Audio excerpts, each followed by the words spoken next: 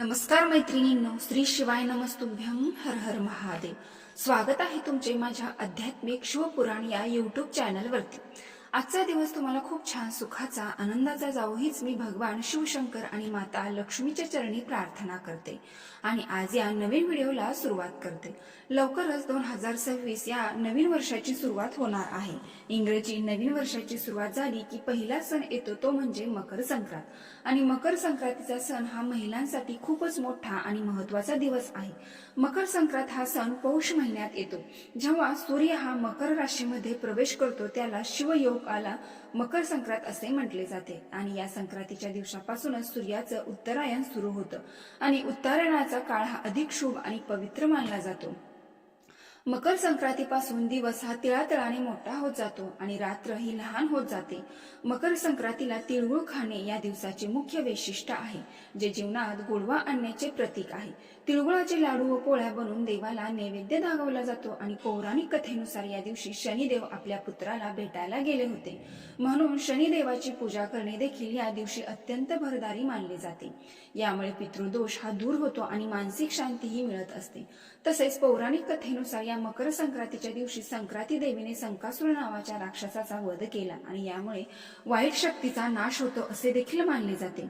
मकर संक्रांतीचा सण आपल्या भारतातील एक प्रमुख आणि महत्त्वपूर्ण असा सण मानला जातो.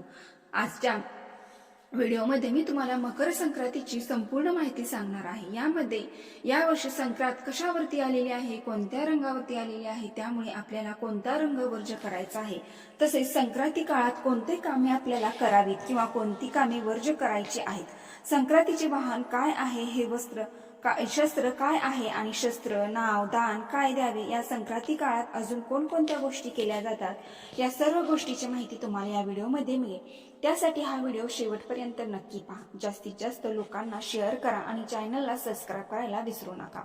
आपल्या हिंदू धर्मामध्ये मकर संक्रांतीला विशेष असे महत्त्व दिले जाते. सूर्य हा दर महिन्याला आपली राशी बदलत असतो, परंतु जेव्हा तो मकर राशीमध्ये प्रवेश करतो तेव्हा या शुभ योगाला मकर संक्रांती असे म्हटले जाते. म्हणजे सूर्य जेव्हा एका राशीतून दुसऱ्या राशीत प्रवेश करतो त्यालाच मकर संक्रांती असे म्हटलं जातं आणि आपण हा मकर संक्रांतीचा सण अगदी आनंदाने साजरा करत असतो. या संक्रांतीच्या दिवसापासूनच सूर्याचे उत्तरायण सुरू होते आणि उत्तरायण काळ हा अधिक शुभ मानला जातो. त्यामुळे मकर संक्रांत अगदी विशेष मानली जाते. इंग्रजी नवीन वर्षाला सुरुवात झाली की त्यामध्ये येणारा पहिला सण म्हणजे मकर संक्रांत असतो आणि यासाठी आपल्याला मराठी नवीन वर्ष जरी गुढीपाडव्याला सुरू होत असलं तरी सुद्धा आपल्याला दैनंदिन जीवनामध्ये इंग्रजी महिने सुद्धा तेवढेच महत्त्वाचे आहेत. मराठी महिन्याप्रमाणे मकर संक्रांत हा दरवर्षी 10 महिन्यामध्ये म्हणजे पौष महिन्यामध्ये येतो. इंग्रजी महिन्यामध्ये मकर संक्रांती जानेवारी महिन्यात येत असते आणि या सणाचे एक वैशिष्ट्य म्हणजे हा सण शक्यतो 14 किंवा 15 जानेवारीलाच मकर संक्रांतीचा सण साजरा केला जातो. त्यातल्या त्यात 13 किंवा 15 जानेवारीला मकर संक्रांत येणं क्वचितच होतं. मात्र नेहमी हा सण 14 जानेवारीलाच साजरा केला जातो. यंदा बुधवार दिनांक 14 जानेवारी 2026 या दिवशी मकर संक्रांत साजरी केली जाईल. श्री शके 1947 मकर संक्रांती बुधवार दिनांक 14 जानेवारी 2026 म्हणजे शके 1947 पौष कृष्ण 11 रोजी दुपारी 3:06 सूर्य मकर राशीत प्रवेश करणार आहे. संक्रांतीचा पुण्यकाळ बुधवार दिनांक 14 जानेवारी 2026 रोजी दुपारी 3:06 पासून सूर्यास्तापर्यंत आहे. संक्रांत ही दुसरी तिसरी कोणी नसून ती एक देवीचं रूप आहे आणि संक्रांतीने ज्या वस्तू परिधान केलेल्या आहेत त्या आपल्याला वर्ज करायच्या असतात. सूर्याचे मकर संक्रमण बालव कारणावर होत असल्याने वाहन बाक असून उपवाहन हे घोडा आहे. तिने पिवळे वस्त्र परिधान केलेले असून हातामध्ये गदा घेतलेला आहे. केशराचा टिळा लावलेला आहे. वयाने कुमारी असून बसलेली आहे. वासाकरता जाईचे फूल घेतलेले आहे. पायस भक्षण करीत आहे. सर्प जाती आहे. भूषणार्थ मोती धारण केलेले आहे. वार नाव व नक्षत्र नाव मंदाकिनी असून सामुदायिक मुहूर्त हे 30 आहे. पूर्वेकडून पश्चिमेस जात आहे आणि वायव्य दिशेस पाहत आहे. आता संक्रांतीचे फळ काय आहे तर ते देखील जाणून घेऊया. संक्रांतीने ज्या वस्तू परिधान केलेल्या आहेत त्या वस्तू महाग होतील. संक्रांती जिथून आलेली आहे तेथील जनतेला सुख प्राप्त होईल. संक्रांतीच्या दिवशी दानधर्माला विशेष असे महत्त्व आहे. पर्व काळामध्ये द्यावयाचे दान, नवे भांडे, गाईला घास, अन्न, तीळ, पात्र, गूळ, तीळ, सोने, भूमी, गाय, वस्त्र, घोडा इत्यादी यथाशक्तीने दान करावे। संक्रांतीच्या दुसऱ्या दिवशी किंक्रात हा सण साजरा केला जातो। यंदा किंक्रात म्हणजे करी दिन गुरुवार दिनांक 15 जानेवारी 2026 या दिवशी साजरा केला जाणार आहे। संक्रांत देवीने संक्रांतीच्या दुसऱ्या दिवशी किंक्रासुर नावाच्या राक्षसाला ठार मारलं आणि त्याच्या जाचातून प्रजेला मुक्त केलं, म्हणून हा दिवस किंक्रात म्हणून देखील साजरा केला जातो। परंतु पंचांगामध्ये हा दिवस करी दिन म्हणून देखील दाखवलेला आहे। मकर संक्रांतीच्या दिवशी माणसे दान देतात किंवा दान करतात त्या वस्तू सूर्य त्यांना प्रत्येक जन्मामध्ये देत असतो। मग ते तुम्ही तुमच्या यथाशक्तीनुसार कोणतेही दान करू शकता। रक्तदान, वस्त्रदान, अन्नदान, विद्यादान, श्रमदान, नेत्रदान इत्यादी यथाशक्तीने आपल्याला ही दान जे आहे तर ते द्यायचे आहे। त्याचबरोबर आपण भोगीच्या दिवशी किंवा संक्रांतीच्या दिवशी सुगड पूजन करतो। काही जण त्याला बोलकी म्हणतात, काही जण खण म्हणतात। तुमच्या भागामध्ये जशी पद्धत असेल त्याप्रमाणे जर आपण सुगड पूजन करतो तर ते सुद्धा एक प्रकारचे दानच आहे।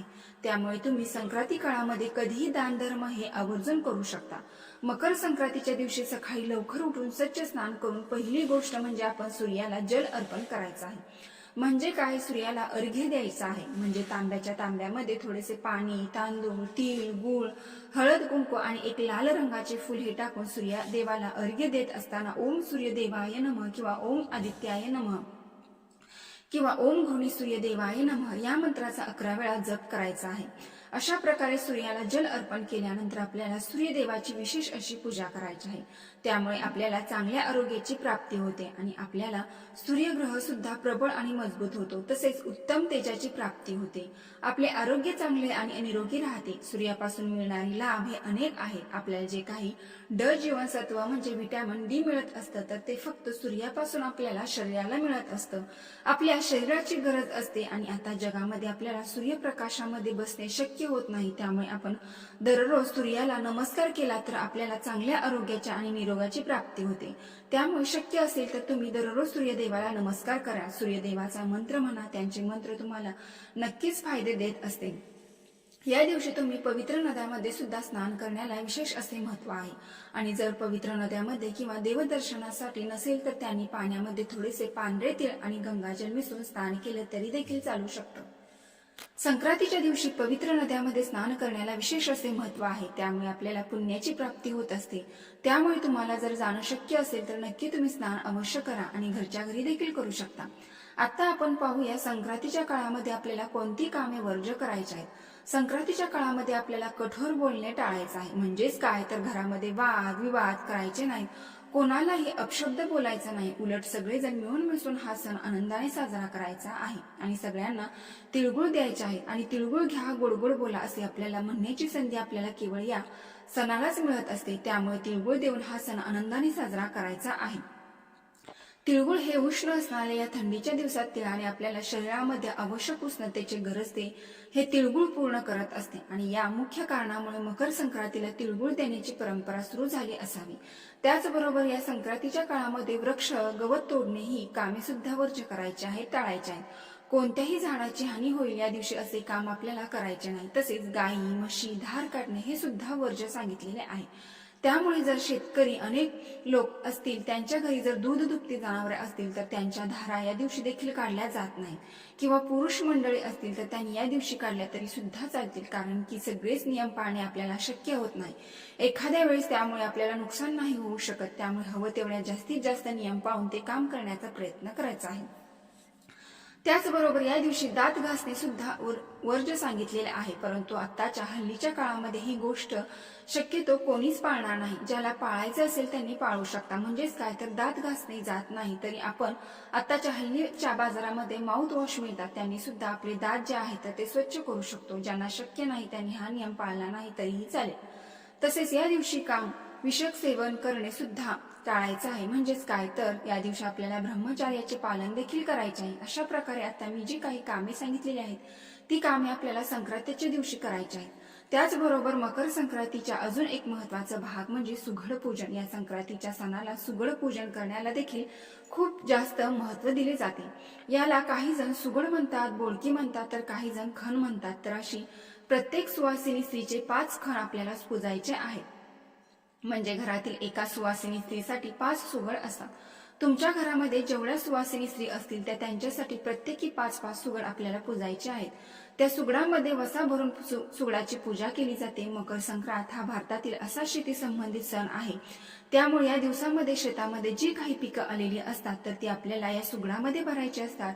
मग त्यामध्ये कोणी गव्हाच्या लोंब्या भरतो, तर कोणी ज्वारीची कणीस भरतं, हरभऱ्याची घाट, बोर, ऊस, घेवडा, बटाट्याचे तुकडे, वठाणा, गाजराचे तुकडे, तीळ आणि गुळ अशा अनेक प्रकारच्या भाज्या यामध्ये भरल्या जातात आणि त्याची पूजा केली जाते. तर हे सर्व साहित्य या दिवसामध्ये विपुल प्रमाणामध्ये उपलब्ध असल्याने वाणामध्ये त्यांचा समावेश आपल्याला पाहायला मिळतो. असा सगळा वसा सुगडामध्ये भरून त्याची पूजा केल्यावर हा वसा एखाद्या नवीन कपड्याने झाकून ठेवला जातो. मग जेव्हा महिला हळदी कुंकवाचा कार्यक्रम करतात किंवा महिला आपल्या घरी हळदी कुंकवासाठी बोलावतात, त्यांना यातील एक एक सुगड वाण म्हणून दिलं जातं किंवा याला जो वसा असतो तो वसा त्याच्या ओटीला घातला जातो आणि त्यालाच खरं वाण असे म्हटले जाते. आणि हे सर्व वाण महिला वर्ग ज्या पद्धतीने एकमेकींना देतात त्याच पद्धतीने त्यांचं सौभाग्य सुद्धा वाढतं असं म्हटलं जातं. त्याचप्रमाणे पंढरपूरच्या रुक्मिणीला सुद्धा सवाशिणी श्रेया वाण देताना गर्दी करताना दिसतात. मकर संक्रांतीचा सण हा महिलांसाठी खूपच उत्साही आणि आनंदी असतो, कारण या दिवशी महिला हळदी कुंकवाचा कार्यक्रम सुद्धा करतात. मकर संक्रांतीपासून ते रथसप्तमी पर्यंत तुम्ही हळदी कुंकवाचा कार्यक्रम कधीही करू शकता. तुम्हाला हा कार्यक्रम 14 जानेवारी पासून ते 25 जानेवारी पर्यंत कधीही करता येतो. 25 जानेवारीला रथसप्तमी आहे, तर रथसप्तमी पर्यंत आपण हळदी कुंकू करू शकतो. संक्रांतीचा आदला दिवस हा महाराष्ट्रामध्ये भोगी या नावाने साजरा केला जातो. तर या हवामानात उपलब्ध असलेल्या सर्व पालेभाज्या, शेंगा भाज्या, फळभाज्या, तिळाचं कूट घालून केलेली मिक्स भाजी, तीळ लावलेली बाजरीची भाकरी, लोणी, मुगाची खिचडी असे पदार्थ या दिवशी आवर्जून केले जातात. संक्रांतीच्या दिवशी गुळाची पोळी आणि तिळगुळाचे विशेष असे महत्त्व असते, कारण की संक्रांत येते हिवाळ्यामध्ये, त्यामध्ये थंडीचे प्रमाण खूप जास्त प्रमाणात असते. त्यामुळे आपल्या शरीरातील तापमान हे उष्ण गरम राहण्यासाठी असे उष्ण गुणधर्माचे पदार्थ आपण करून खात असतो. त्यामुळे यामध्ये तीळ आणि गुळ हे उष्णता देणारे पदार्थ आहेत. त्यामुळे थंडीमध्ये याचा समावेश जास्त प्रमाणात केला जातो. बाजरीच्या भाकरीमध्ये सुद्धा उष्णतेचा गुणधर्म जास्त प्रमाणामध्ये आहे. त्यामुळे भोगीच्या दिवशी तीळ लावलेली बाजरीची भाकरी आहे तर ती जास्त प्रमाणामध्ये खाल्ली जाते. आणि या नवीन हंगामामध्ये आपल्याला आलेल्या सर्व पालेभाज्या, फळभाज्या आपल्याला पोटामध्ये जाव्या यामागचा विशेष असा हेतू असतो. तसेच आपल्याला माहित आहे संक्रांतीला काळा रंग घालणे खूप शुभ मानलं जातं. जेव्हा संक्रांतीचा सण असतो त्या दिवशी थंडी खूप जास्त प्रमाणामध्ये असते. आपण जर काळ्या रंगाचे कपडे घातले तर आपले शरीर थोडे उबदार राहते, म्हणजेच थोडक्यात थंडीपासून आपले संरक्षण होते. कारण काळा रंग हा सूर्यापासून मिळणारी उष्णता शोषून घेतो आणि आपल्या शरीर उबदार ठेवतो. त्यामुळे आपल्याला या दिवशी काळ्या रंगाचे कपडे घालणे खूप शुभ मानले जाते आणि आरोग्यासाठी ही चांगली आहे. परंतु लक्षात ठेवा की प्रत्येक वर्षी संक्रांत ही वेगवेगळ्या रंगाची वस्त्र परिधान केलेली असते. ज्या रंगाचे वस्त्र देवीने परिधान केलेले आहे तो रंग फक्त आपल्याला वर्ज्य करायचा आहे. यावर्षी पिवळ्या रंगावर ती संक्रांत आलेली आहे, त्यामुळे या दिवशी आपल्याला पिवळ्या रंगाचे वस्त्र चुकूनही घालायचे नाही. संक्रांतीने पिवळ्या रंगाचे वस्त्र परिधान केलेले आहे, त्यामुळे पिवळ्या रंगाचे किंवा पिवळ्या शेडचा कोणताही ड्रेस, कोणती साडी संक्रांती दिवशी आपल्याला घालायची नाही. तसेच पिवळ्या रंगाचे फूल सुद्धा घालायचे नाही. थोडक्यात काय तर या दिवशी पिवळा रंग हा पूर्णपणे वर्ज्य करायचा आहे. भारतीय शौर्यकाल गणनेशी संबंधित असे महत्वाचा सण असून शेती संबंधित सुद्धा संबंधित असतो. मकर संक्रांतीपासून हळूहळू जो दिवस आहे तो मोठा होत जातो आणि रात्रही लहान होत जाते. मकर संक्रांतीच्या सणाला नववधू हलव्याचे दागिने घालून सजवले जाते. तिळगुळ आणि आहेर देण्याची सुद्धा पद्धत आहे. तर ही अत्यंत महत्त्वपूर्ण माहिती मला तुमच्यापर्यंत पोहोचवायची होती. व्हिडिओ पूर्ण माहिती आवडली असेल तर आपल्या चॅनलला एक लाईक नक्की करून कमेंट बॉक्समध्ये ओम शनेश्वराय नमः हर हर महादेव नक्की टाईप करा. धन्यवाद.